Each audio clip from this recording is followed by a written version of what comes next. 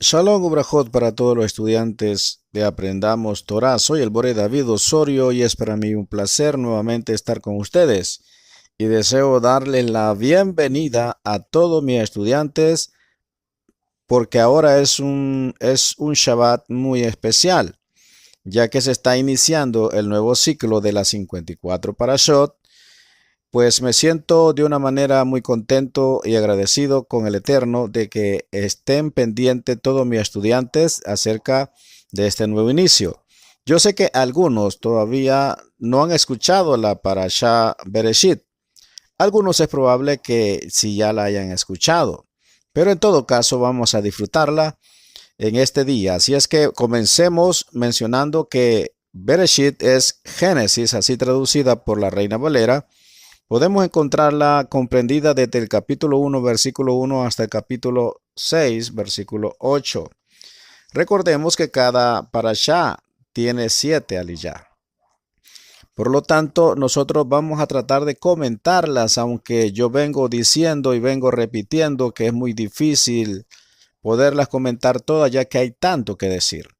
Así es que entramos a lo que nos corresponde y vamos a comenzar informando lo que significa Bereshit en el principio.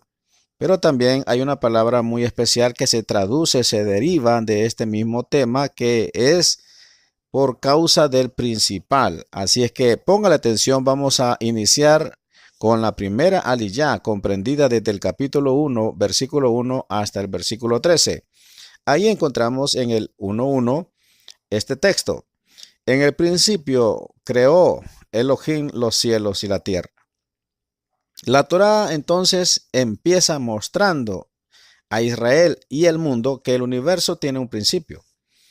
Entre las religiones paganas existe la creencia de que el universo es eterno o que las cosas hayan sido creadas por la lucha entre diferentes dioses. La hipótesis de la evolución enseña que todo se ha desarrollado mediante la casualidad.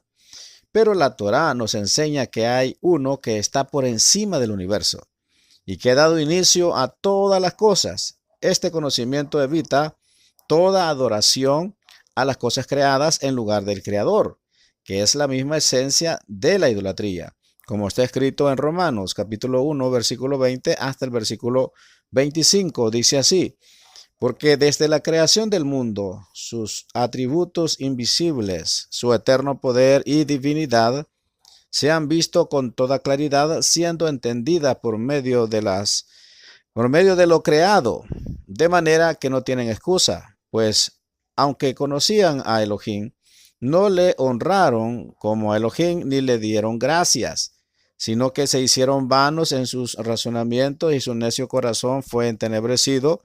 Profesando ser sabios, se volvieron necios y cambiaron la gloria del Elohim incorruptible por una imagen en forma de hombre corruptible, de aves, de cuadrúpedos y de reptiles. Por consiguiente, Elohim los entregó a la impureza en la lujuria de sus corazones, de modo que deshonraron entre sí sus propios cuerpos, porque cambiaron la verdad de Eloha por la mentira y adoraron y sirvieron a la criatura en lugar de adorar al Creador, quien es bendito por los siglos. Amén. El hecho de que alguien haya dado inicio a la existencia, o sea, la existencia de todas las cosas, nos enseña que Él es el dueño de todo lo que existe. Pues si no existía nada antes que Él y Él ha creado todo, entonces Él es amo. Él es el amo del universo, el dueño de todo lo creado, las cosas visibles y las invisibles, y que tiene el derecho de gobernar también sobre todo lo que es suyo. Este hecho le convierte en el gran legislador del universo. Si hay uno que ha dado inicio a todo lo que existe, tanto en los cielos como en la tierra, entonces todo lo que existe tiene que cumplir los propósitos suyos, o sea, los propósitos del que lo creó. Este ser superior dio inicio al tiempo y al espacio, a la materia, la vegetación y los seres vivos, porque tenía una razón muy específica para hacerlo. Por lo tanto, Él tiene la plena potestad para hacer lo que le plazca con las cosas realmente que Él ha creado. para que absolutamente todo sea llevado a cumplir los propósitos de la razón por qué fue creado. Esto le convierte realmente a nuestro Elohim en el gran conductor de la creación. Este principio está detrás de los reclamos que él está haciendo sobre el hombre al ordenarle a cumplir sus mandamientos. Todas las cosas han sido sometidas a una Torah, o sea, a una instrucción. Cada cosa creada tiene una instrucción que cumplir. Esa instrucción es el propósito del Creador para aquella cosa específica. El hombre es un ser creado con un propósito muy específico, el de servir a aquel que le ha hecho y le ha puesto en su plan universal. El propósito del hombre es cumplir aquella Torah que el Eterno le ha designado. Si un hombre no sirve al Creador conforme a la Torah, se rebela contra el mismo principio de existencia de toda la creación y sale fuera del derecho de existir. Todo lo que existe está ahí porque el Eterno lo ha hecho y porque tiene un plan específico en cada criatura. Ningún detalle de la creación carece de significado. Este texto habla de un inicio, lo cual nos enseña que el tiempo es una creación y que el creador está fuera del tiempo. Esto es maravilloso. Luego habla de que los cielos y la tierra fueron creados, lo cual nos enseña que el espacio y la materia no son eternos, sino que fueron llevados a la existencia en un momento histórico. En el principio del tiempo, ¿qué había antes del principio? O sea, ¿qué existía antes que existiera el tiempo? ¿Qué había antes que existiera la materia? Realmente solo existía uno y es nuestro Elohim. Sin embargo, dentro de Elohim había planes que estaban ahí desde la eternidad en un estado que carece de tiempo, puesto que a partir de la creación de todo empezó el tiempo. O sea, antes de que la materia existiera, no existía el tiempo. Todo lo que está dentro del creador antes de la creación está fuera del tiempo, pero no como algo existente como nosotros lo entendemos, sino como una parte de un pensamiento. Eso es muy interesante. O sea, como un consejo, un plan o un proyecto. Por ejemplo, entendemos nosotros que el Midrash, por ejemplo, nos enseña que este plan es la Torá, que la sabiduría infinita del único y eterno Elohim nos enseña que Él ha puesto toda su eternidad. O sea, el Eterno tiene un plan y en el plan que Él tiene es perfecto y está compuesto realmente desde la eternidad en un estado fuera del tiempo. Bueno, para especificar más a lo que estamos refiriéndonos y para no crear un poco de confusión, vamos a mencionar un poco lo que nos enseña el Talmud. El Talmud nos enseña que hay 7 cosas que fueron creadas antes de la creación, o sea, 7 obras que existían antes de la creación misma.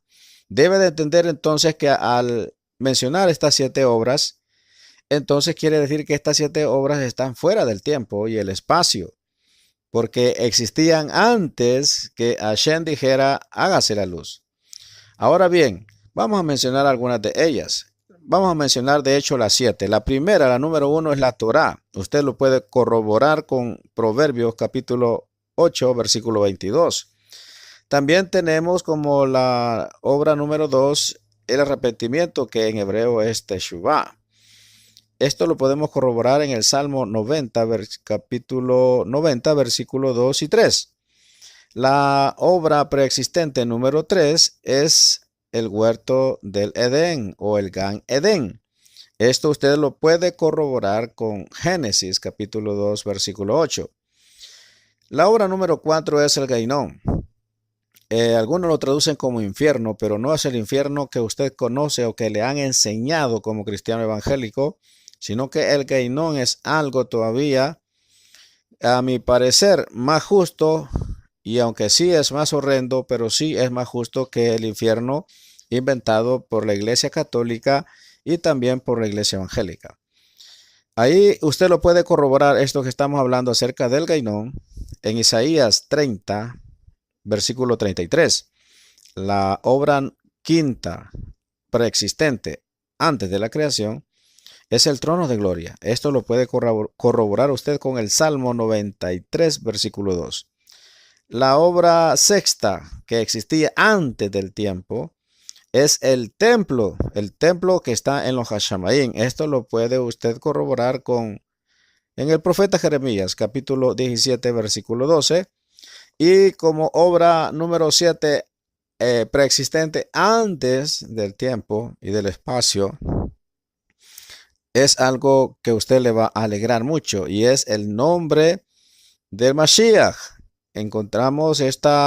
Podemos corroborarlo en el Salmo 72, versículo 17. Estas 7 obras entonces, bueno, existían antes de que todo existiera, son preexistentes a la misma creación. Vamos a seguir avanzando por causa de tiempo. El mundo fue creado con relación a estas 7 cosas. La Torá es el plan arquitectónico de toda la creación. El hecho de que se hable del arrepentimiento como algo que precede a la creación nos enseña que aunque el Eterno no haya decidido de antemano que el hombre pecara, ya había planeado una solución para el pecado del hombre. Como también está escrito en el libro de Revelaciones, capítulo 13, versículo 8. Ahí dice, el Cordero que fue inmolado desde la fundación del mundo. En Primera de Pedro, capítulo 1, versículo 20, está escrito, porque Él estaba preparado antes de la fundación del mundo, pero se ha manifestado en estos últimos tiempos por amor a vosotros. La palabra hebrea que ha sido traducida como en el principio es Bereshit. Es una palabra compuesta de 2 partes, o sea, 2 palabras. La primera podemos decir be, que significa dentro de, en, con, por medio de, por causa de, etc. Y reshit, que significa primero, también en lugar, primero en lugar, en tiempo, orden o rango, primicia, inicio, principal, lo mejor, etcétera, etcétera. Según el diccionario Strong, esta palabra viene de la misma raíz que Rosh, que significa cabeza o principal, parte superior, comienzo, jefe, principal, gobernante, etc. Según el sabio Rashi, que ya lo venimos mencionando en varias parashot, en todos los lugares donde la palabra Reshit aparece, en la escritura se halla en el estado constructo en relación con el sustantivo que la sigue. Este fenómeno gramatical llamado semihut en hebreo es muy común en las escrituras y constituye una relación entre 2 sustantivos, uno de los cuales está subordinado al otro. Póngale atención, el cual lo determina. Por ejemplo, cuando decimos nosotros Simchat Torah, que es una de las fiestas que recién ha pasado, la palabra Simcha o Simcha es una palabra femenina que significa alegría. Cuando aparece en la forma constructa, se intercambia la letra Hei final por una Tav para que tenga el significado de alegría de, o sea, Simchat Torah, que significa literalmente la alegría de la Torah o de la instrucción. La letra Tav final en la palabra Bereshit muestra que está escrita en la forma constructa, dando el significado de principio de. Ahora la palabra que sigue es bara. Así está en el hebreo, en el original, que literalmente significa creó. Y por lo tanto, no es un sustantivo, sino un verbo. Sin embargo, según Rashi, este verbo debe ser entendido como el crear. La traducción literal de los 2 primeros versículos sería así entonces al traducirlo correctamente. En el principio del crear de Eloja los cielos y la tierra, cuando la tierra era confusión y vacío, con oscuridad sobre la superficie del abismo y el aliento de Eloja planeaba sobre la superficie de las aguas. Entonces Elohá dijo, haya luz y hubo luz. Ahora bien, según esta interpretación, el primer versículo no explica el orden en que fueron creadas las cosas. En una de las reglas de interpretación del tercer nivel en hebreo, recordemos que vamos a ver 3 niveles, son 4 niveles, pero el nivel Drash es uno de los niveles más profundos, no el más profundo, pero sí los que se utilizan más. Eh, en ese nivel se puede entender como búsqueda. Se compara y se relaciona una expresión o una palabra que aparece en diferentes textos en las escrituras. La palabra Reshit aparece casi 20 veces en el Humash. Cuando decimos Humash, estamos refiriéndonos a los 5 libros de la Torá. Y en más de 50 ocasiones también en todo el Tanaj aparece esta palabra. Se usa en relación con el inicio de un reinado. Por ejemplo, en Bereshit 10:10. También se relaciona con un hijo primogénito. Lo corrobora usted con Bereshit 49:3. También está en Devarim 21:17. Con los primeros frutos de la tierra también se relaciona, o sea, las primicias. Está esto en Éxodo 23:19 y también en el capítulo 34, versículo 26, etcétera. Por ejemplo, en Proverbios, capítulo 8, versículo 22, la sabiduría, que es la Torah, es llamada el principio, o sea, Reshit, de su camino. En Jeremías 2:3, el pueblo de Israel es llamado la primicia, o sea, Reshit, de sus frutos. En la escritura hay una relación muy íntima entre Reshit y Mashiach. Esto usted debe de ponerle mucha atención. El Mesías es Reshit de todas las cosas, como está escrito en Colosenses, capítulo 1, versículo 15 al 18. Dice así, Él es la imagen del Elohá invisible. Póngale atención.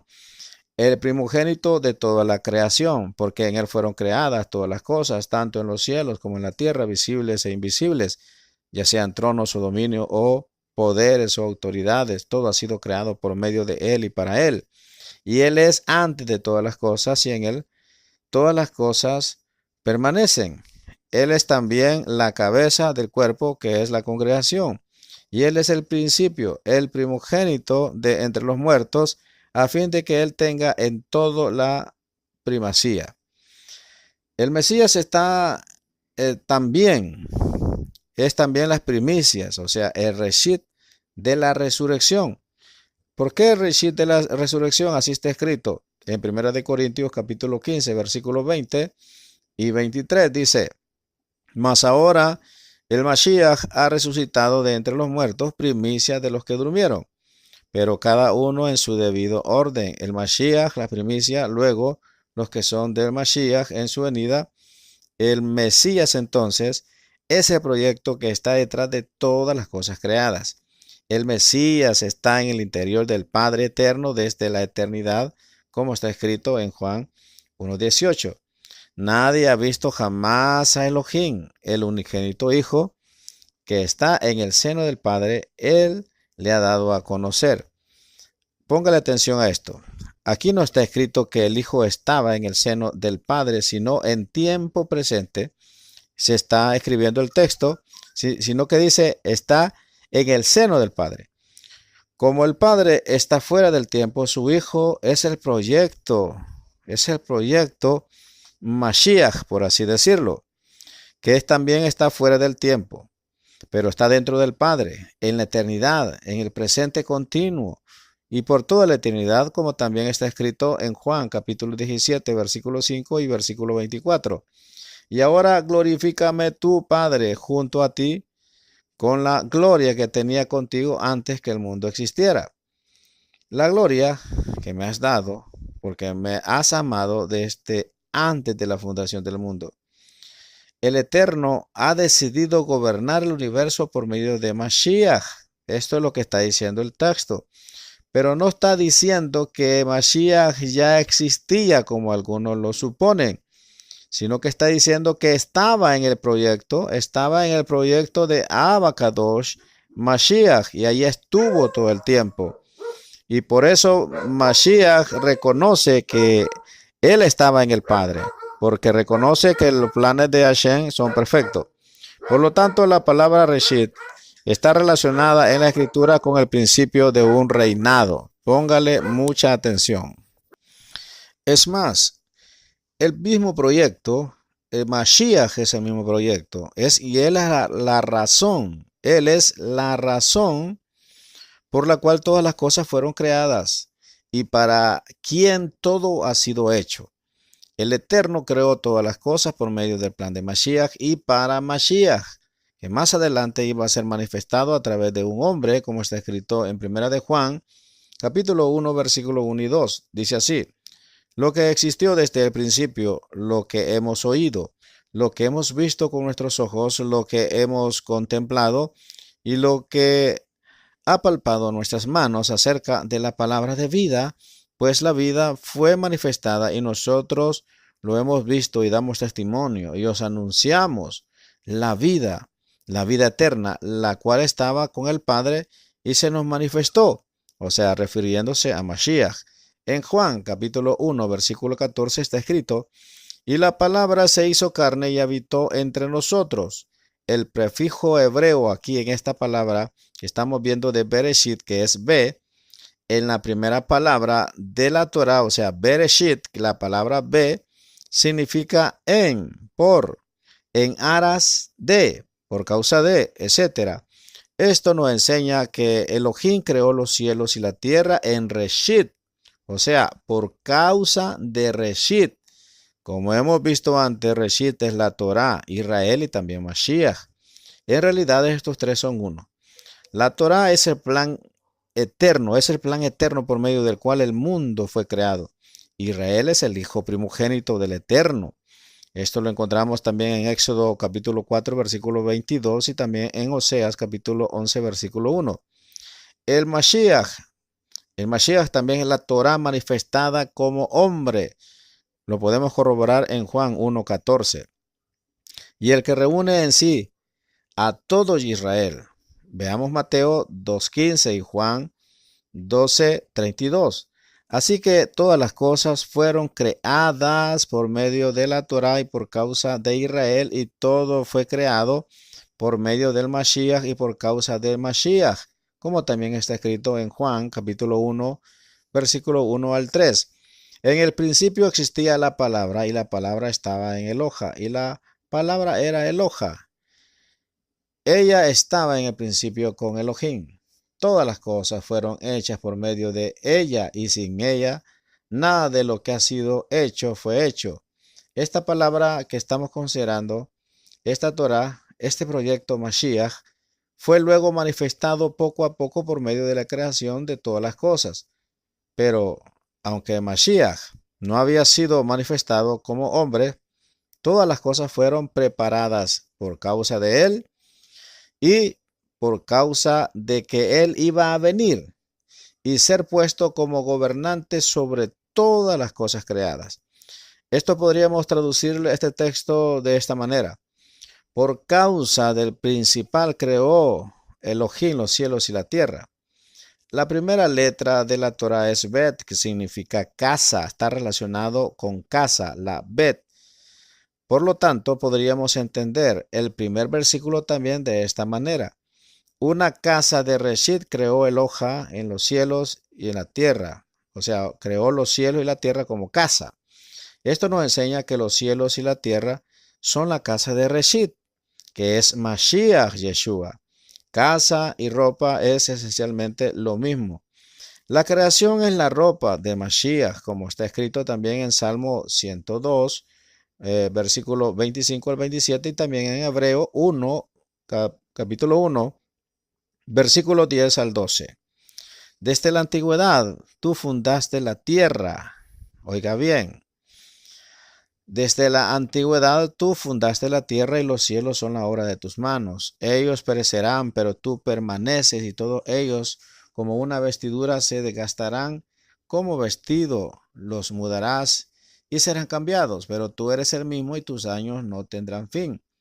Ahora, ¿por qué en el Creador, por qué el Creador no empezó su historia consigo mismo? O sea, ¿por qué Hashem no comenzó Bereshit hablando de él mismo? Ahora, una pregunta, es, no es él el que precede todas las cosas y por lo tanto debería estar puesto en primer lugar. Estamos refiriéndonos a Hashem. ¿Por qué no escribió Elohim, creó en el principio? O sea, ¿por qué no comenzó hablando de él mismo? O sea, al entender este texto de esta forma, ¿por qué el Eterno no comenzó describiéndose a sí mismo? Sino que él comienza a describirse lo que iba a hacer y por causa de quién lo iba a hacer. No empezó a hablar de sí mismo también, sino de lo que él ha hecho por medio de Reshit, o sea, por medio de Mashiach. Esto nos enseña dos cosas. Primero, que Elohim es muy modesto en relación con la creación. No se presenta primero a sí mismo, sino se coloca detrás de Reshit. Es esta la razón y de aquí se extrae un principio muy interesante en el hebreísmo. Es la razón por la cual eh, todos los sabios, cuando mencionan a un grupo de personas, no se mencionan a ellos primero, sino que primero mencionan a los demás y luego detrás están ellos. Por eso mismo, ahora bien, cuando se escribe una carta, cuando se presenta junto con otras personas, siempre se empieza a hablar de otras cosas o de otras personas y luego hable de sí mismo. Esto nos enseña la Torá. La segunda cosa que aprendemos de este hecho es de que nadie puede conocer al Creador directamente, sino solo por medio de las cosas que Él ha creado, como está escrito en Romanos, capítulo 1, versículo 19 y 20. Porque lo que se conoce acerca de Elohim es evidente dentro de ellos, pues Elohim se lo hizo evidente. Porque desde la creación del mundo sus atributos invisibles, su eterno poder y divinidad se han visto con toda claridad, siendo entendida por medio de lo creado, de manera que no tienen excusa. El creador entonces es invisible e inalcanzable para las cosas creadas. Solo es posible conocerle por medio de lo que él revele de sí mismo. En este texto que estamos considerando, él nos enseña que el camino para conocerle pasa a través de una creación y Reshit. De esta manera el Hijo, o sea, el Mashiach, es el principal agente por medio del cual el invisible se manifiesta en el mundo, como está escrito en Hebreos.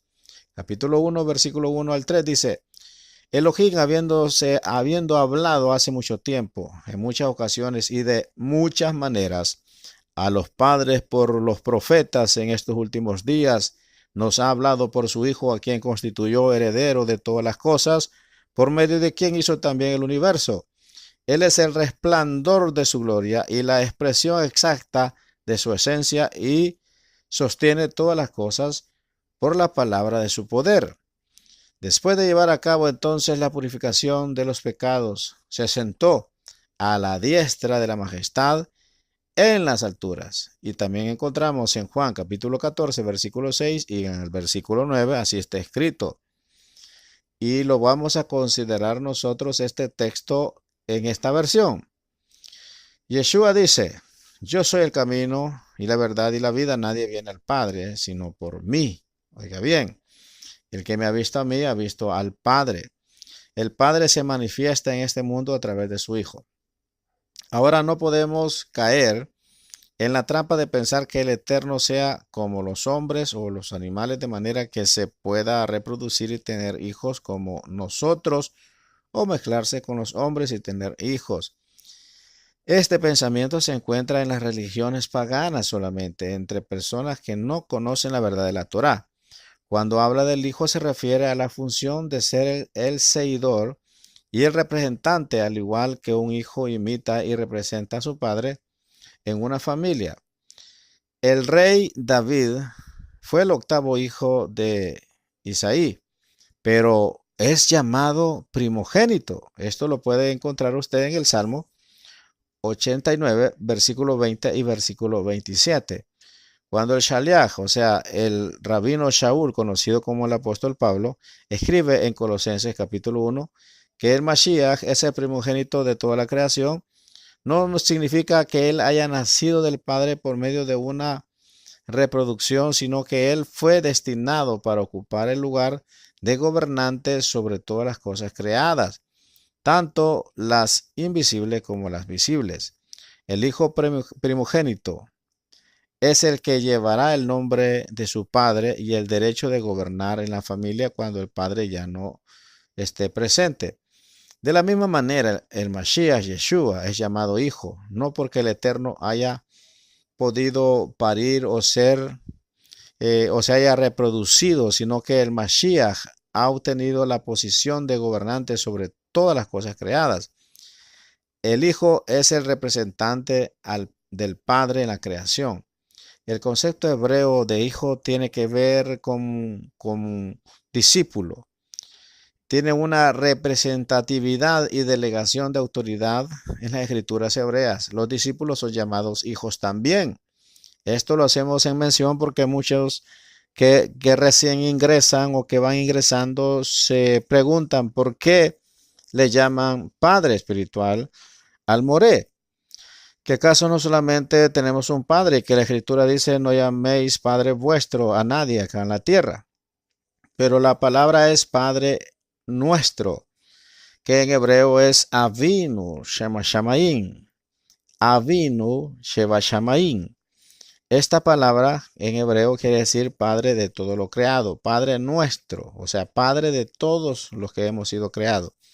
Esa palabra no se le puede decir a nadie, pero padre sí se le puede decir, porque se está refiriendo a un discípulo, a un estudiante, no necesariamente a alguien engendrado biológicamente, sino que realmente cuando alguien tiene un maestro, este maestro se vuelve como un padre y el estudiante se vuelve como un hijo. Este ejemplo lo podemos encontrar en Primera de Reyes capítulo 2 versículo 12 y también en el capítulo 20 versículo 35. También se encuentra en Segunda de Reyes capítulo 2 versículo 3 y en Juan capítulo 8 versículo 39. Y uno más que nosotros podemos considerar también en Efesios capítulo 5 versículo 1. Estos hijos luego reciben la autoridad delegada para actuar como representantes de su maestro. Por lo tanto, cuando en la escritura hablan de los hijos de Elohim, se está refiriendo a ángeles u hombres que han recibido poder del Creador para juzgar y gobernar sobre alguna área de la creación. Se trata de una autoridad delegada. Otro ejemplo muy importante es en el libro de Job, capítulo 1, versículo 6 y también en el capítulo 38, versículo 7. En el Salmo 82, 6 y Juan también capítulo 10, versículo 34 hasta el 38. Por esto, todos los que reciben a Yeshua, prácticamente lo recibimos, les es concedido el poder, es decir, la autoridad de ser hechos hijos de Elohim, como está escrito en Juan 1:12. Pero a todos los que le recibieron, les dio el poder de llegar a ser hijos de Elohim, es decir, a los que creen en su nombre. Ser hecho hijo de Elohim significa recibir una posición de liderazgo y un puesto de autoridad en alguna área de la creación. Cuando consideramos la palabra en el principio creó, la palabra hebrea que ha sido traducida como creó es bará. Esta palabra aparece unas 50 veces en la escritura y siempre tiene que ver con la acción de producir o hacer algo que no existía antes. Se trata de traer algo a la existencia. En el sentido estricto, solo el creador puede crear. Solo él puede hacer algo que llegue a tener existencia sin haber existido antes. La expresión crear de la nada, o sea, de crear, o sea, que venga de la nada, es una manera de expresar un concepto. Sin embargo, esta expresión no explica bien lo que es la palabra bará. Bará lo que significa, puesto que el Eterno no ha creado las cosas de la nada. Porque antes de existir como creación, sí existían como un proyecto en la mente del Creador. Por lo tanto, las cosas visibles son el resultado de las cosas invisibles. que a su vez está dentro de la mente del Creador, como está escrito. Debe de entender usted este texto muy interesante que vamos a ver en Hebreos capítulo 11, versículo 3. Por la fe entendemos que el universo fue creado por la palabra de Elohim, de modo que lo que se ve fue hecho de lo que es invisible. Todo lo visible fue hecho de lo invisible. Las cosas visibles son el resultado de las cosas invisibles. Ahora, nosotros debemos de considerar este texto y voy a explicarlo de una manera más clara para todos los estudiantes. Hashem, cuando creó el universo, no estaba experimentando, no estaba ensayando a ver si salían las cosas, sino que él primero hizo su proyecto. Él primero nos tuvo a nosotros en su interior, en su mente y en su corazón. Cada uno de nosotros somos un proyecto de Hashem y estábamos en él, y por eso es que nosotros hablamos así de las escrituras, y así se manifiesta Hashem, que las cosas que antes que vinieran a la existencia ya existían en un estado de proyecto, pero que Hashem, el Todopoderoso, los trajo a la existencia. Ahora bien, en el principio que estamos considerando, y vamos a mencionar esto, en el principio creó Elohim, y esta palabra hebrea, Elohim, es la forma plural de Eloha, que significa poderoso. Viene de El, que significa poderoso, poder, fuerza. Estas tres palabras, El, Elohim o Eloha, son utilizadas en las escrituras como sinónimos para referirse al Creador. Las tres han sido traducidas como Dios, así la traduce la Reina Valera. En la mayoría de las versiones castellanas, la palabra hebrea El aparece alrededor de 200 veces en las escrituras, prácticamente siempre en referencia al Creador. Algunas veces tiene el significado de poder, por ejemplo, Génesis 31:29, Proverbios 3:27 y Miqueas 2:1.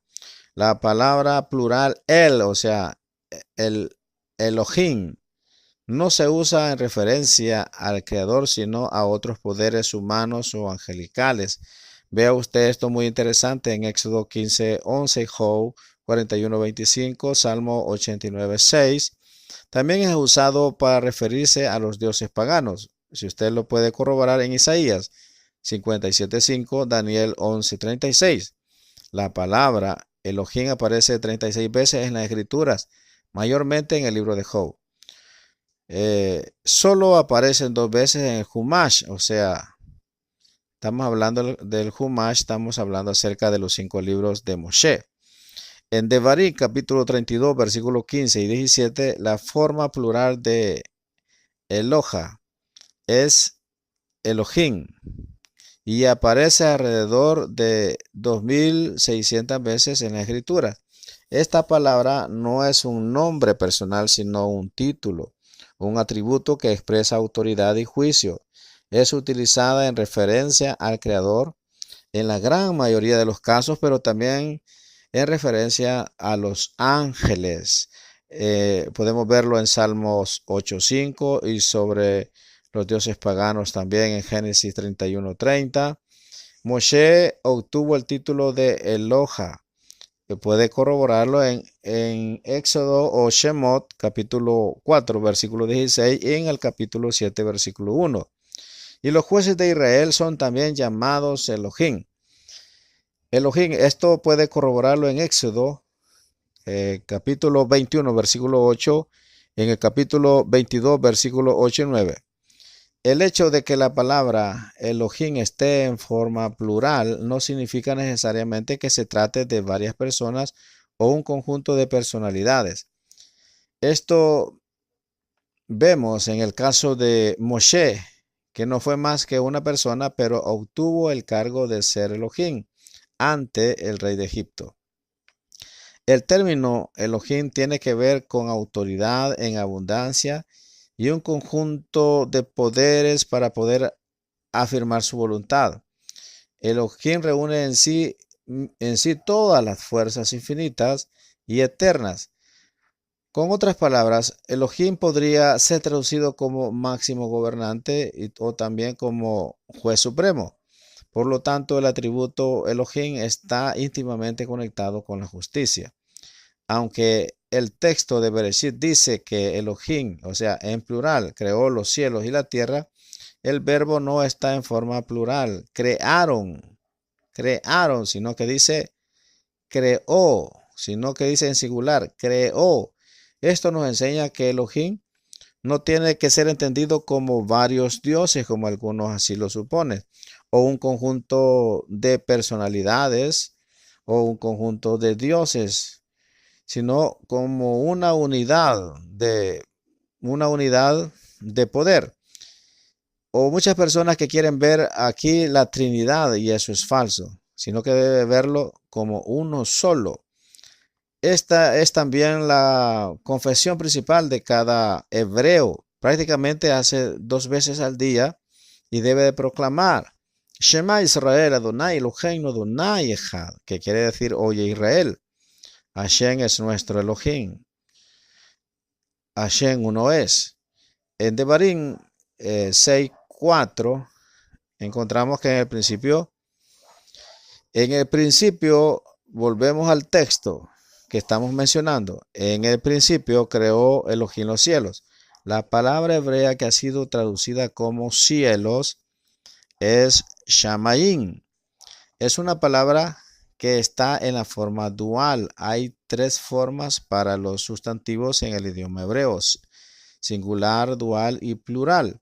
En el dual siempre es una referencia a dos, un par. En este caso, la palabra Shamayim habla de un par de cielos. En primer lugar, se refiere al cielo invisible y al cielo visible, como está escrito en Devarim 10:14. He aquí, Hashem, tu Eloha, pertenecen los cielos y los cielos de los cielos, la tierra y todo lo que en ella hay. En su extensión profética, la palabra Shamayim también indica que puede haber más de 2 cielos. En el texto de Deuteronomio habla de 2 cielos en dual y luego de 2 cielos también en dual. Esto nos enseña que hay varios tipos de cielos. Los cielos de arriba pueden estar divididos en varias secciones y así también los cielos abajo. En 2 de Corintios 12:2 hasta el versículo 4, el Shaliach Shaul dijo que había estado en el paraíso, en el tercer cielo, como está escrito. Conozco a un hombre en el Mashiach que hace 14 años, no sé si en el cuerpo o fuera del cuerpo, Eloha lo sabe. El tal fue arrebatado hasta el tercer cielo. Y conozco al tal hombre, si en el cuerpo o fuera del cuerpo, no lo sé, Eloha lo sabe, que fue arrebatado al paraíso y escuchó palabras infalibles que al hombre no se le permite expresar. Por ejemplo, el Talmud habla de 7 cielos, según los diferentes términos hebreos que aparecen en las escrituras, y estos son los 7. El primero, Vilón, lo puede corroborar en Isaías 40:22. También vamos a hablar de otro cielo. El número 2 es Raquia. Está en Bereshit 1:17. Está el tercer cielo. Se pronuncia Shehakim. Éxodo 30:36, Job 14:19 y Salmo 78, versículos 23 y 24. El cuarto cielo se pronuncia Sebul. Esto puede corroborarlo usted en Primera de Reyes, capítulo 8, versículo 13, y también en Isaías 63, versículo 15.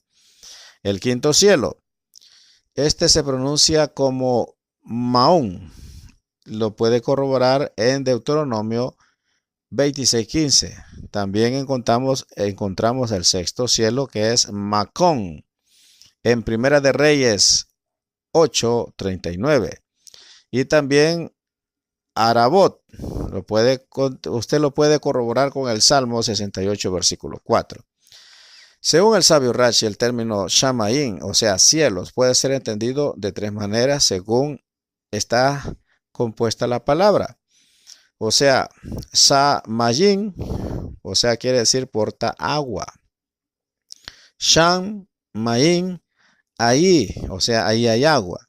Y Esh, Mayim, o sea, fuego y agua. Porque los cielos fueron hechos mezclados el fuego con el agua. Ahora volvemos a la palabra. En el principio creó Elohim los cielos y la tierra. La palabra hebrea que ha sido traducida como tierra es Eretz. Esta palabra tiene varios significados. La tierra es orbe, el globo terráqueo, en contraste con el cielo. O sea, estamos hablando de Génesis 1:1. También podemos decir suelo, terreno, terruño, tierra, en contraste con el mar. Podemos corroborarlo en Génesis 1:10. País, nación, territorio, región, un lugar limitado de lo seco. Usted puede corroborarlo en Génesis 2:11. También la tierra prometida de Israel. Puede corroborarlo en Génesis 12:1 y Ruth 1:1, Mateo 5:5 y Hechos 11:28 y 29. Ahora veamos otro versículo también de esta misma línea, en el capítulo 1, versículo 2 dice, y la tierra estaba sin orden y vacía, y las tinieblas cubrían la superficie del abismo, y el aliento de hoja planeaba sobre la superficie de las aguas. La palabra hebrea que ha sido traducida como sin orden, o sea que estaba desordenada. La palabra en hebreo es tohu, que significa caos, masa, informe, desorden, confusión, vacío, vacuidad, nulidad, vanidad, yermo, desierto, entre otras palabras. Según nuestro sabio que estamos mencionando, Rashi, tohu debe ser entendido como un asombro o consternación por la vaciedad que se encontraba en la tierra. Si el hombre lo hubiera visto, se quedaría atónito. La palabra hebrea que ha sido traducida como vacía es tohu. La traducción aramea, o sea, en el Targum de Yohanan, dice que la tierra estaba desordenada, o sea, estaba desolada de seres humanos y vacía de animales. En el Talmud dice que tohu es la línea verde que rodea el globo de donde surge la oscuridad, con fundamento en Salmo 18:11. Tohu eran grandes rocas en las profundidades que traen el agua. Esto con fundamento en Isaías 34, versículo 11. Las dos palabras, por ejemplo, tohu y bohu, aparecen juntas en el hebreo solo en dos textos más. Por ejemplo, Isaías 34:11 y en Jeremías capítulo 4, versículos 23 y 26. Hay una interpretación en la teología cristiana hablando de esto, que se basa en estos versículos y enseña que el estado de sin orden y vacía fue causado por un juicio divino sobre el pecado. En tal caso, se podría pensar que había una creación anterior que fue destruida por el agua. También se cita 2 de Pedro 3 hasta el 7, donde está escrito: ante todo, sabed esto, que en los últimos días vendrán burladores, con sus sarcasmos, siguiendo sus propias pasiones, y diciendo, ¿dónde está la promesa de su venida? Porque desde que los padres durmieron, así dice el texto, desde que los padres durmieron, todo continúa tal como estaba desde el principio de la creación. Pues cuando dicen esto, no se dan cuenta de que los cielos existían desde hace mucho tiempo y también la tierra, surgida del agua y establecida entre las aguas por la palabra de Elohim, por la cual el mundo de entonces fue destruido siendo inundada con agua, pero los cielos y la tierra actuales están reservados por una palabra para el fuego. guardados para el día del juicio y de la destrucción de los impíos. Este texto dice que el mundo anterior fue destruido por agua y que los cielos y la tierra actuales están reservados para el fuego. Esto es interpretado de manera que hubo una destrucción de una creación anterior por medio del agua. Sin embargo, es probable que, que el Shaliach, Kefas, o sea, estamos hablando de Pedro, esté hablando de la destrucción que hubo en el diluvio. La misma teoría también enseña que la destrucción del mundo anterior fue el resultado de la caída del ángel, eh, del ángel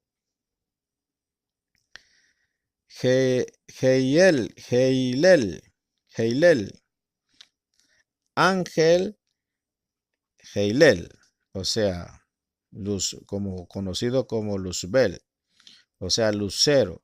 Esto se cita en Ezequiel 28, versículos 12 al 19, para indicar que ese ángel tenía su santuario en la tierra en una creación anterior. Hijo de hombre, eleva una alegría sobre el rey de Tiro y dile, así ha dicho Adonai, Hashem, tú eres el sello de la perfección, lleno de sabiduría y perfecto en hermosura. En el Edén estabas en el huerto de Eloja. Toda piedra preciosa era tu vestidura, el rubí, el topacio y el diamante, el berilio, el onice y el jaspe, el zafiro, la turquesa y la esmeralda, y el oro. La hechura de tus engastes, de tus encajes estaban en ti el día que fuiste creado, fueron preparados. Tú, querubín protector, que de alas desplegadas. Yo te puse allí, estabas en el santuario. Estamos considerando el texto de Ezequiel. Estabas en el santuario, le dice a Hashem. Estabas en el monte santo. Es muy interesante. Andabas en medio de las piedras de fuego. Perfecto eras en tus caminos desde el día que fuiste creado hasta que la iniquidad se halló en ti. A causa de la abundancia de tu comercio, te llenaste de violencia y pecaste. Yo pues te he expulsado por profano del monte de Eloja y te he eliminado, querubín protector, de en medio de las piedras de fuego. Se enalteció tu corazón y a causa de tu hermosura corrompiste tu sabiduría a causa de tu esplendor.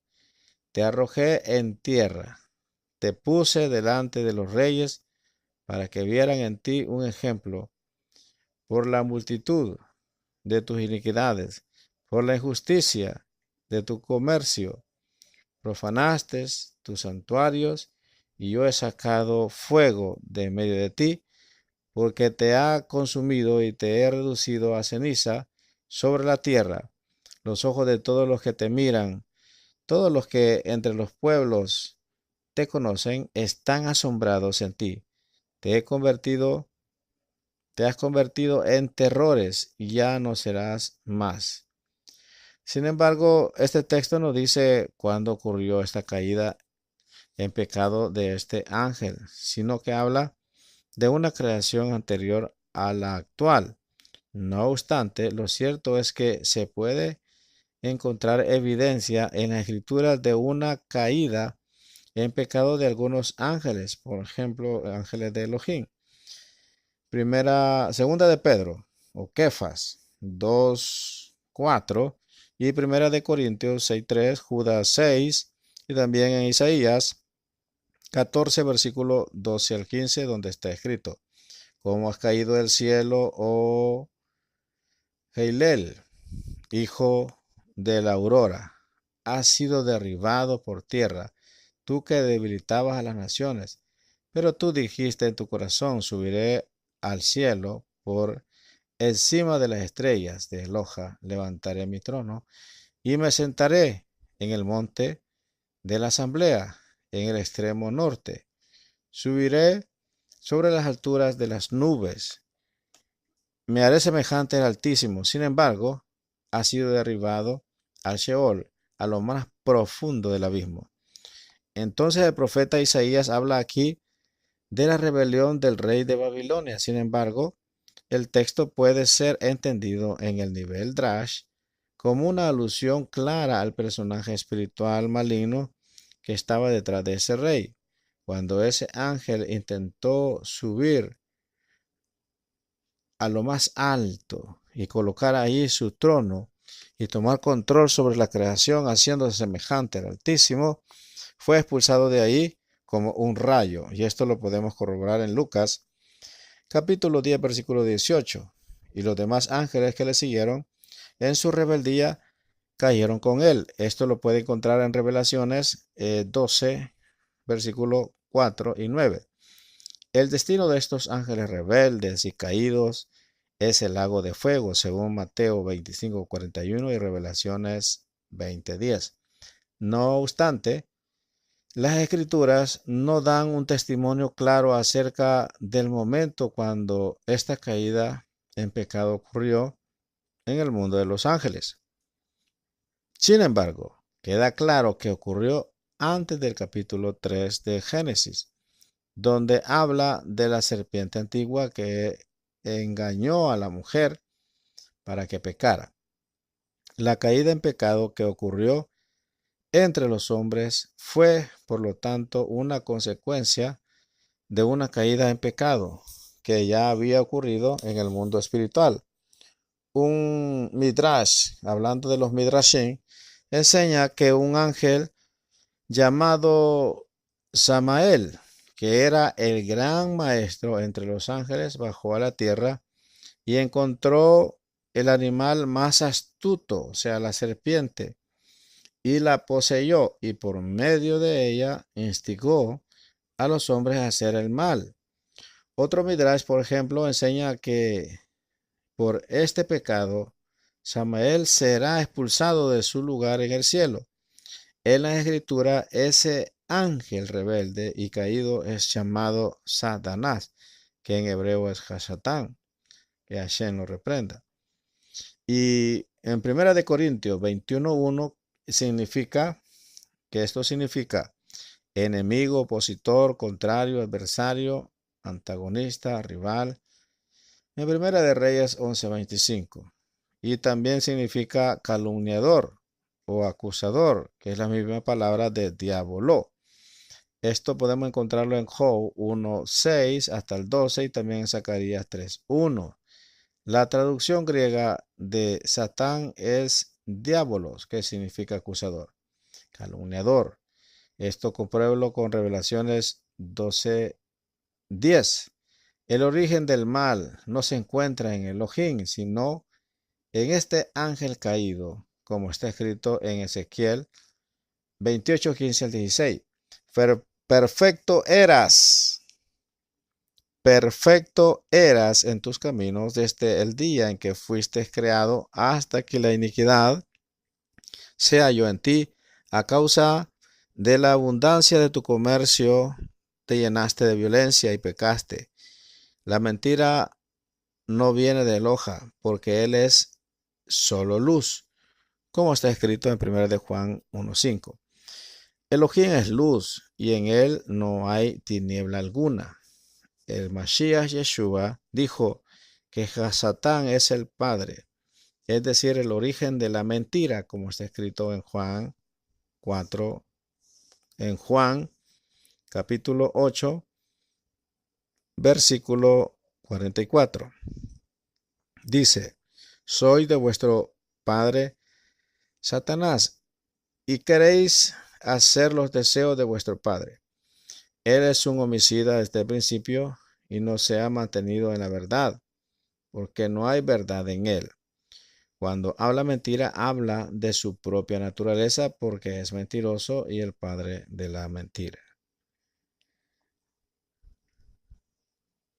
En 1 de Juan, capítulo 3, versículo 8 está escrito: el que practica el pecado es de Hasatán, porque Hasatán ha pecado desde el principio. El Hijo de Elohim se manifestó con este propósito, para destruir las obras de Hasatán.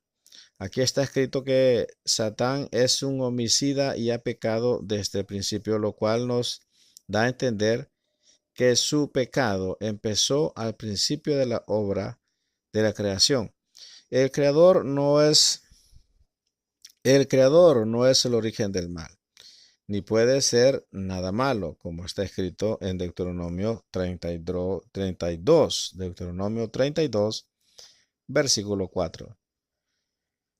La roca, su obra es perfecta, porque todos sus caminos son justos. Elohim de fidelidad y sin injusticia, justo y recto es él.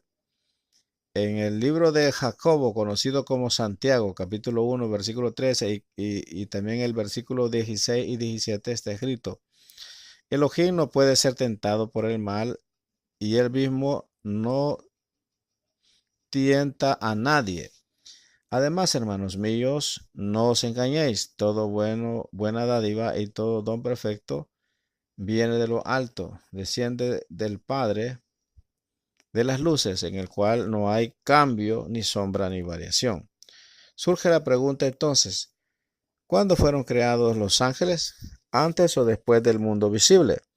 Según el Midrash y Rashi, los ángeles fueron creados el segundo día. Está escrito que los ángeles estaban presenciando la fundación de la tierra. ¿Dónde estabas tú cuando echaba los cimientos de la tierra? Dímelo si tienes inteligencia. ¿Quién puso sus medidas? Ya que sabes. ¿O quién extendió sobre ella cordel? ¿Sobre qué se asientan sus bases? ¿O quién puso su piedra angular cuando cantaban juntas las estrellas del alba? Y todos los hijos de Elohim gritaban de gozo. Según este texto, ya los ángeles ya existían cuando la piedra angular de la tierra fue puesta. En el Salmo 104, versículo 1 hasta el versículo 9. Está escrito: Bendice alma mía a Hashem, Hashem Elohim mío, cuán grande eres. Te has vestido de esplendor y de majestad, cubriéndote de luz como un manto, extendiendo los cielos como una cortina. Eres el que pone las vigas de sus altos aposentos en las aguas, el que hace de las nubes su carroza, el que anda sobre las alas del viento, que hace de los vientos sus mensajeros y de las llamas de fuego sus ministros. Él estableció la tierra sobre sus cimientos, para que jamás sea sacudida. La cubriste con el abismo como un vestido. Las aguas estaban sobre los montes. A tu reprensión huyeron. Al sonido de tus truenos se precipitaron. Se levantaron los montes, se hundieron los valles. Al lugar que tú estableciste para ellos, pusiste un límite que no pueden cruzar, para que no vuelvan a cubrir la tierra. Según este salmo, parece ser que el orden de la creación de las cosas es el siguiente: la luz, los cielos y la tierra. El Talmud presenta las dos opiniones de las dos cosas predominantes en los fariseos en cuanto al orden de la creación de los cielos y la tierra. La casa de Shammai enseñó que primero fueron hechos los cielos, o sea, Génesis 1:1. Pero la casa de Hillel enseñó que primero fue hecha la tierra. Esto basado en Génesis 2:4. Los sabios luego dijeron que ambas cosas fueron hechas al mismo tiempo, como está escrito en Isaías 48:13. Ciertamente, mi mano fundó la tierra y mi diestra extendió los cielos. Cuando los llamó, comparecen juntos. En el Salmo 104, versículo 4, se habla de los vientos y las llamas de fuego que son mensajeros y ministros de Hashem. La carta a los hebreos enseña que estos vientos y llamas de fuego hacen alusión a los ángeles, como está escrito en 1:7. Y de los ángeles dice, el que hace a sus ángeles espíritus y a sus ministros llamas de fuego. Estos textos también nos muestran que los ángeles fueron creados antes que la fundación de la tierra. El Salmo 104 también nos enseña que el agua había cubierto las montañas antes de ser reprendidas y sujetas a límites. En los picos de las montañas de la Sierra de Jaén, en el sur de España, hay señales en las rocas de olas del mar que han estado desgastándolas durante muchísimo tiempo.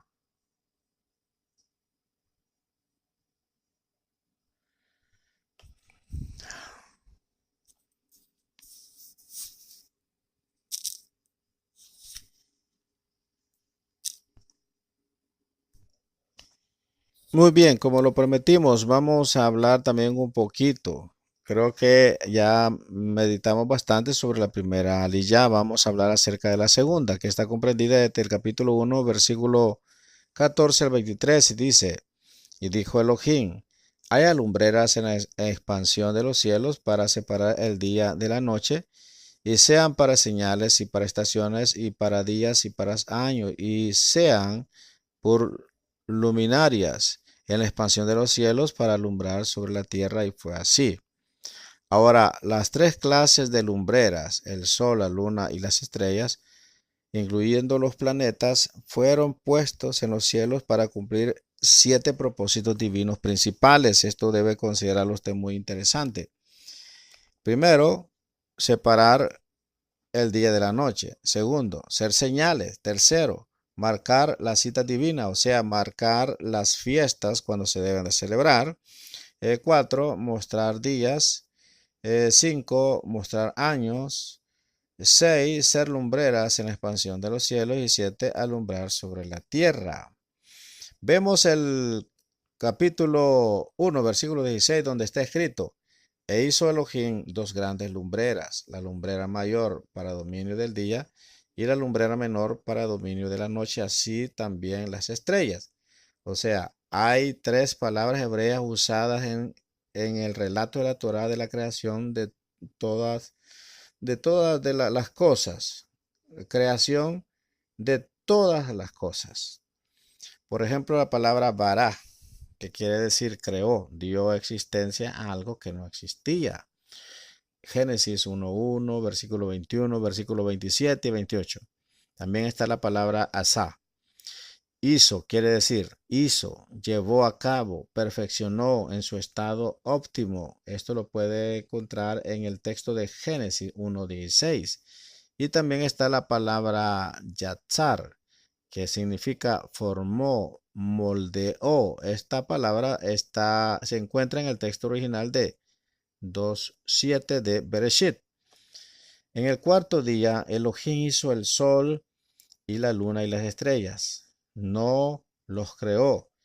Ya existía todo el material necesario desde el primer día. A partir de ese momento vemos claramente que la Tierra daba vueltas alrededor de su eje. Esto lo podemos corroborar en el Salmo 104, versículo 19. Ahí está escrito. Él hizo la luna para medir las estaciones.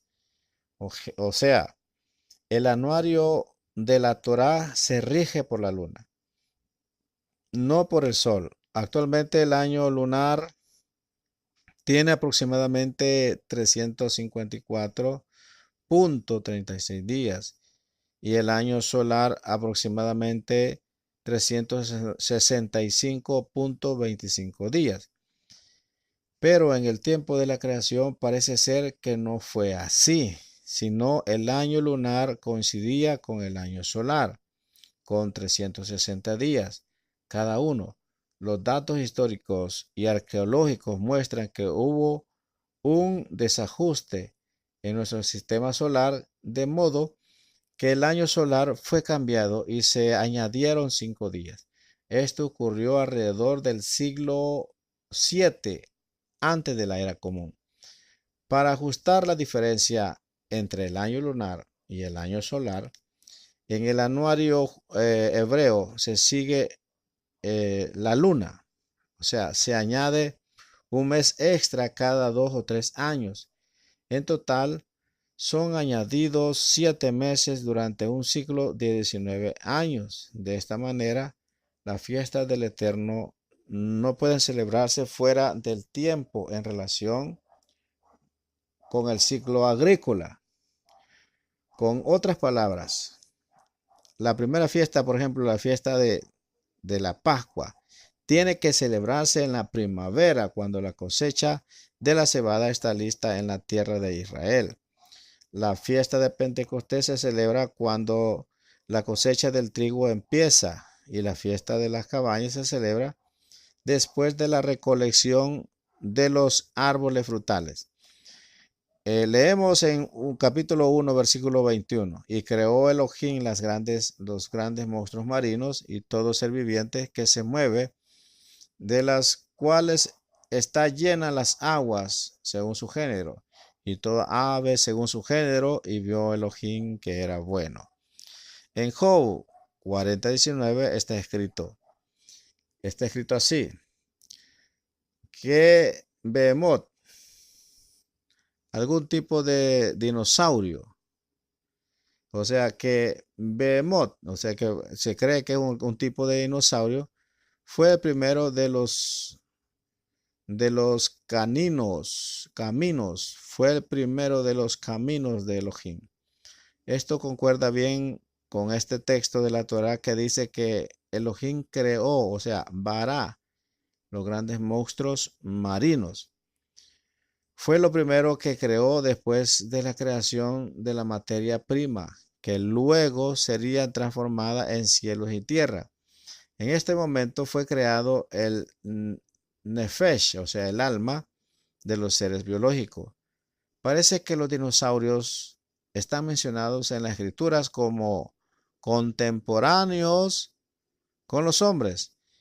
En el tiempo de Job, alrededor de 1700 años antes de la era común, en Job 40, versículo 15 al versículo 24, y en el capítulo 41, versículo 1 al 34, la palabra hebrea bara, o sea, creó, aparece solamente en 3 ocasiones en el relato de la creación de la Torá.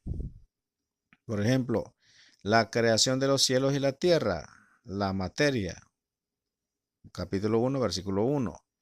La creación de los grandes monstruos marinos y el resto de los animales que viven en el agua y en el cielo, y también el alma biológica, capítulo 1, versículo 21. La creación del hombre, el alma superior, capítulo 1, versículo 27. Mencionemos la tercera lía, 1:24 hasta el capítulo 2, versículo 3. E hizo Elohim las bestias de la tierra según su género, y el ganado según su género, y todo lo que se arrastra sobre la tierra según su género, y vio Elohim que era bueno. Durante el sexto día, Elohim hizo los animales terrestres, nos dice que los creó.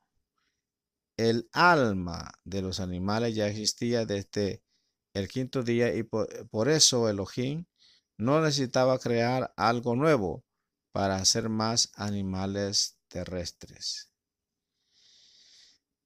Ahora vamos a pasar nosotros rápidamente a mencionar un poco acerca de la liyá siguiente, y esto lo vamos a hacer por causa de tiempo. Yo sé que está muy delicioso, es muy bueno. En mi caso me gusta comentar bastante de Torah, pero también debemos de considerar el tiempo y toda la cantidad de texto que le está llegando a usted, que no es necesario realmente que todos sean estudiados, sino que se hacen las referencias. Por ejemplo, mencionemos la cuarta aliyá. Está comprendida desde el capítulo 2, versículo 4 hasta el capítulo 3, versículo 28, 20, capítulo 2, versículo 4 hasta el capítulo 3, versículo 21. En el 2:4 está escrito: Estas son las generaciones de los cielos y de la tierra cuando fueron creados, el día en que Hashem, Elohim, hizo la tierra y los cielos. La palabra hebrea que ha sido traducida como generaciones es toldot, que deriva de la raíz yalad, que significa engendrar, nacer.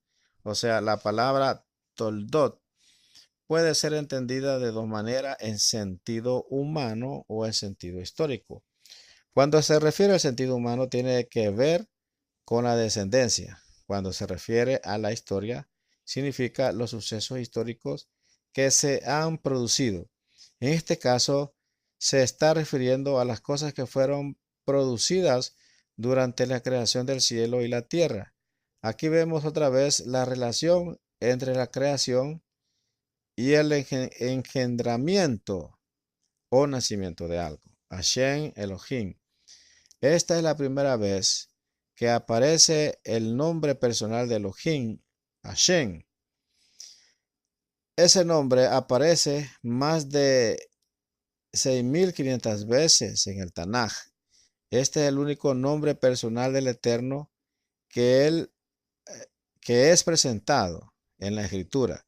Todos los demás nombres son genéricos, son títulos, pero este es el nombre propio del Eterno. Así es como se llama. Este nombre es el que más revela lo esencial de él. No sabemos bien cuál es su exacta pronunciación y por eso preferimos no pronunciarlo o escribirlo de forma completa, ah, para no arriesgarnos que realmente nos podamos equivocar.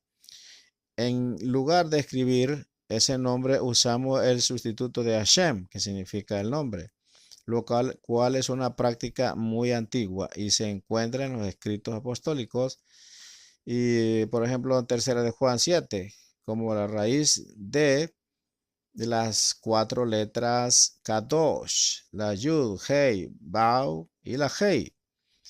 Tiene que ver con vida y existencia en sí mismo. Usamos también la traducción el Eterno como una referencia a ese nombre. Según Rashi, cuando los dos nombres, o sea, los dos nombres de Hashem o Elohim aparecen juntos, debe ser entendido como Hashem, que es Eloha o Elohim, quien domina y juzga todo. El nombre que se le suele dar al Eterno está más relacionado con la misericordia. Por eso está escrito de esta forma. Ahora vamos a seguir mencionando algo más de los textos que vienen, porque yo sé que hay muy poco tiempo y nosotros tenemos que mencionar un poquito, aunque sea de cada aliyah. Y para hacer esto, pues tenemos que pegar unos cuantos saltos debido a la causa del poco tiempo que nosotros tenemos. Y vamos a irnos de un solo a la quinta aliyah, que es muy interesante que usted la conozca. La quinta aliyah.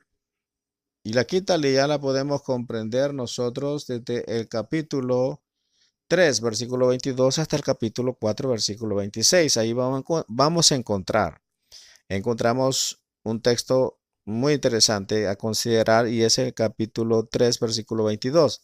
Dice así: Entonces Hashem Elohim dijo: y aquí el hombre ha venido a ser como uno de nosotros, conociendo el bien y el mal. Cuidado ahora, no vaya a extender su mano y tomar también del árbol de la vida y coma y viva para siempre. Tener vida eterna con pecado interno no sería una situación perfecta.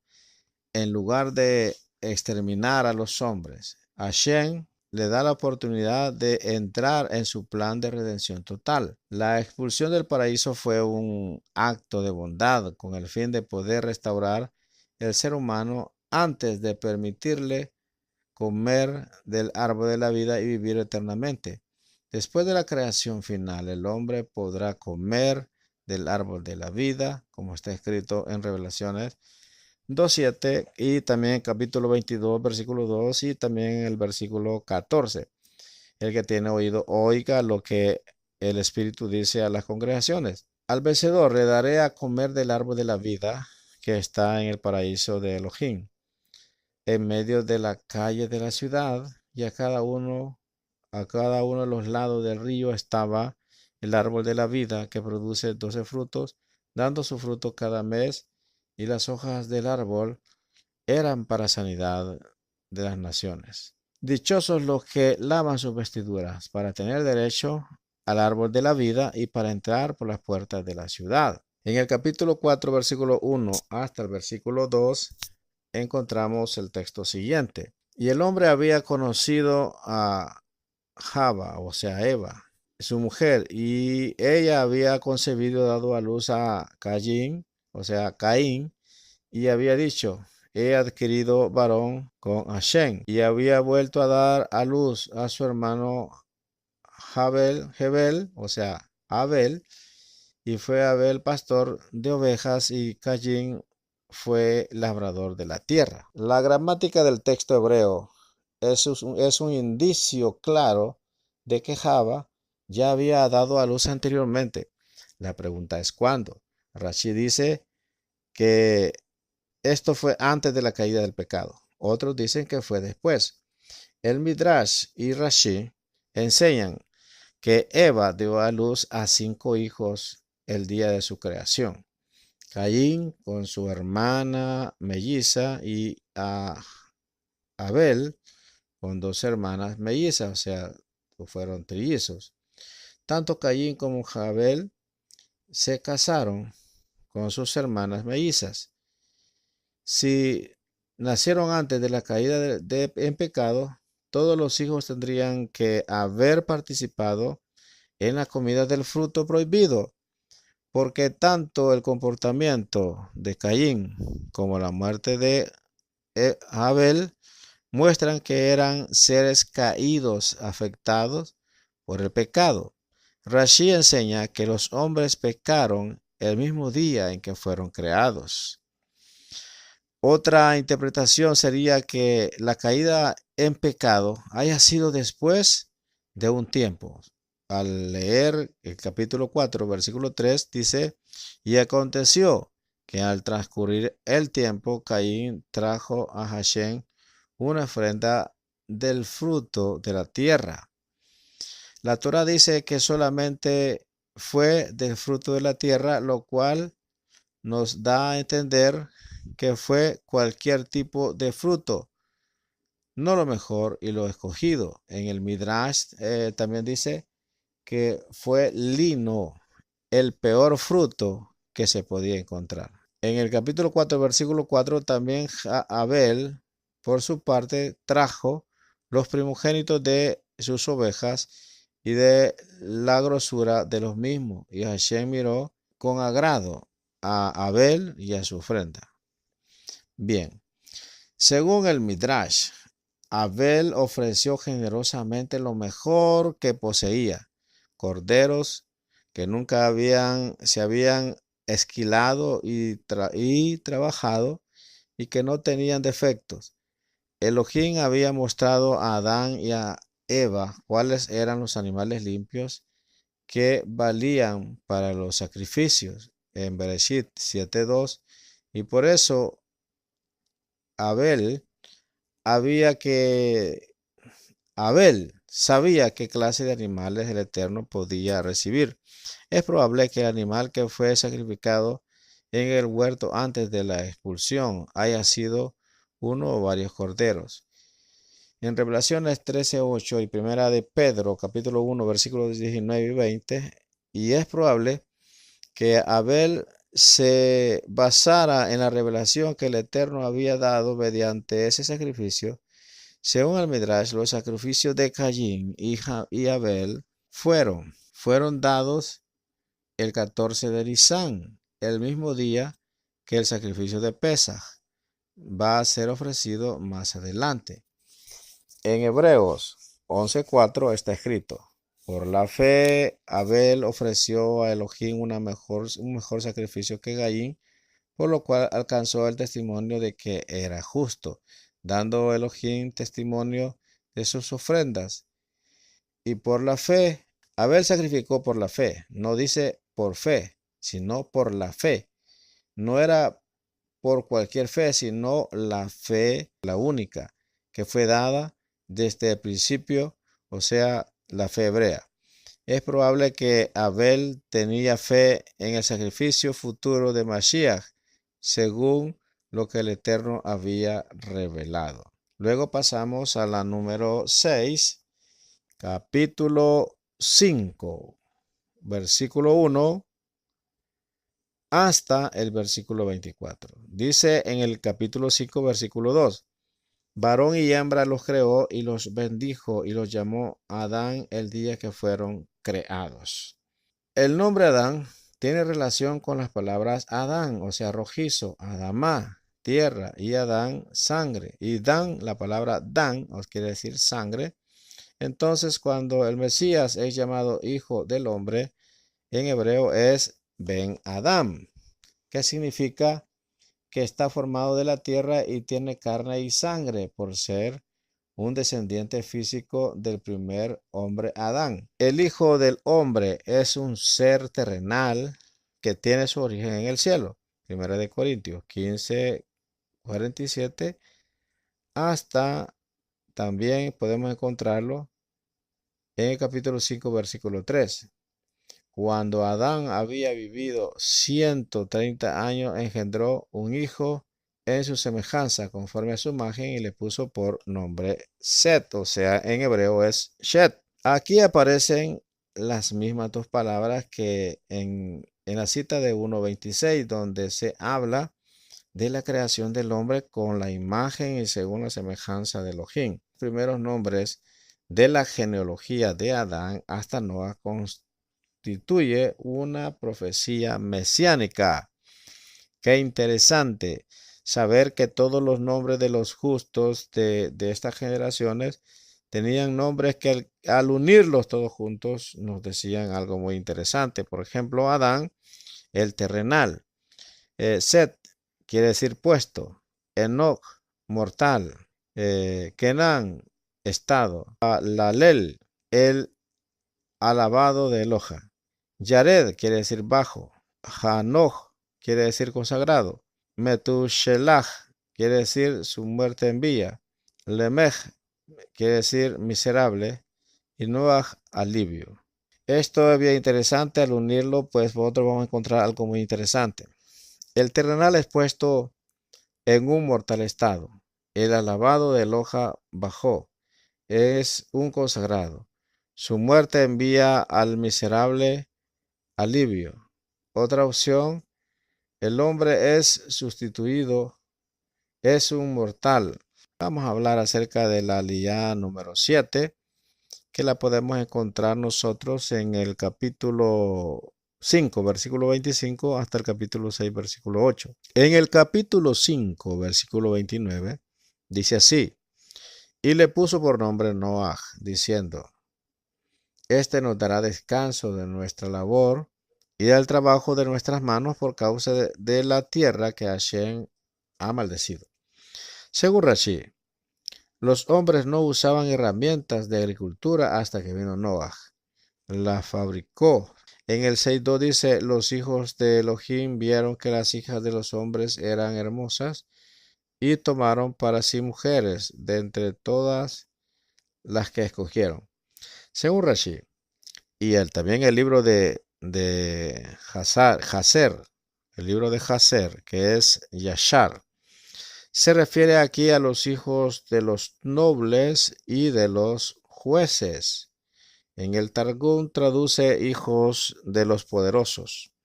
En el Midrash, en el libro de Enoch, se habla de ángeles que habían caído del cielo en la época de Enoch, que se unieron con las hijas de los hombres, y así nacieron los gigantes. En el 6.6, y le pesó a Hashem haber hecho al hombre en la tierra, y sintió tristeza en su corazón.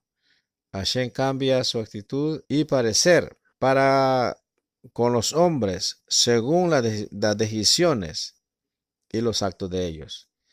En Ezequiel 18, versículos 6 y 8, dice, bueno, vamos a encontrar esto: mas Noaj halló gracia ante los ojos de Hashem. Vamos a considerar esta parte. Mas Noaj halló gracia ante los ojos de Hashem. El Eterno siempre ha ofrecido gracia a los hombres que se arrepienten. Se arrepienten del mal y buscan. La palabra hebrea que ha sido traducida como gracia es hem, que significa gracia, atractivo, belleza, hermosura, agrado, simpatía, inclinación, estima, afecto, favor, compasión, benevolencia y gratitud. Dice que Noaj fue salvado no porque lo merecía, sino porque halló gracia. El concepto de gracia como favor inmerecido es uno de los pilares más importantes del estudio de la Torá y también en el judaísmo. Así es que hasta aquí vamos a llegar con todos los estudiantes. Sé que no se puede hablar de todo porque realmente se necesita mucho tiempo, pero eh, aquí está el esfuerzo para que usted tenga ya en cuenta el primer tema, la primera parashá, que es Bereshit, que usted lo analice. Sé que pueden surgir muchas preguntas, pero tenga paciencia, que el próximo año, cuando estudiemos esta misma parashá, vendrán nuevas revelaciones. Así es que, Shalom Ubrajot Lekulan.